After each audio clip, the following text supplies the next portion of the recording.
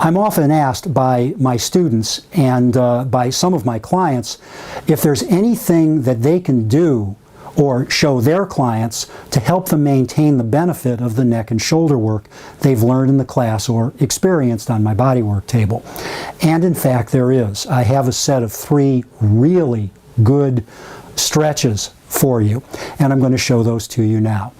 Now, the first one involves turning the head all the way to the side, just to the point where it goes no further, holding it there, taking a deep breath,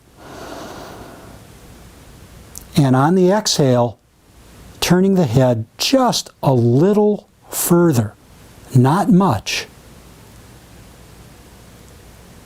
Exhaling completely, inhaling completely, and on the exhale, turning it just a little further. And then, of course, you do it to the other side exactly the same way. Breathe in deeply, exhale, and turn just a little further. You should probably do that 5 times on each side.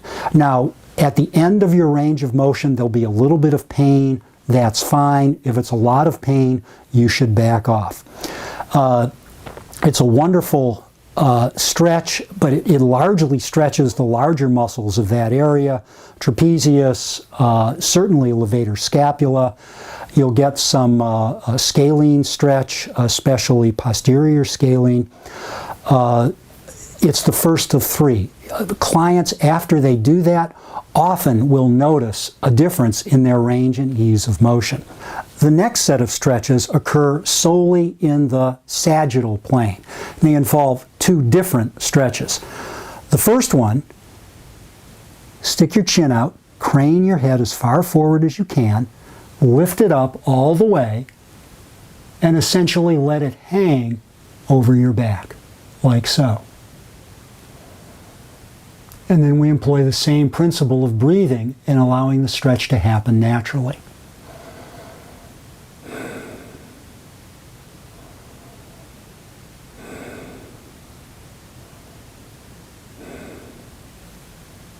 You generally need to do that about 5 times. Every time you exhale, you just let the head fall a little further back. What you're stretching is longus coli, anterior scalene, and to some degree, rectus capitis anterior, right over here. Now, the next one is its opposite. You tuck your chin, drop your head, and let it fall. And then you breathe.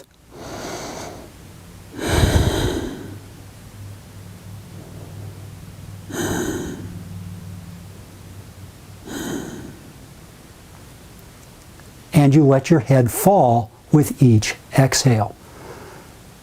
That stretches at the level of the neck and the occipital ridge, for instance, iliocostalis, but it also stretches more effectively that lattice work of small muscles right at the occipital ridge.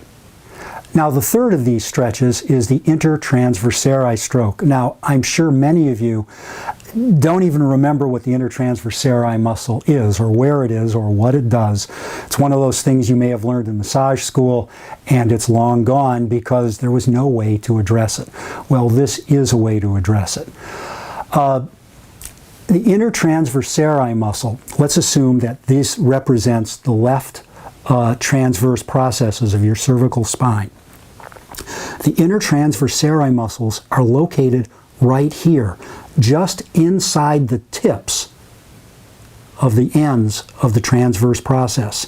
And because they're located inside the tips of the transverse processes, and because of the musculature of the neck generally, you can't get at them with manual therapy, but you can get at them stretching. So this is how to do the stretch. It's the same principle that you just saw in the other strokes. You tilt your head, in this case, to the right and let it hang. And you breathe deeply.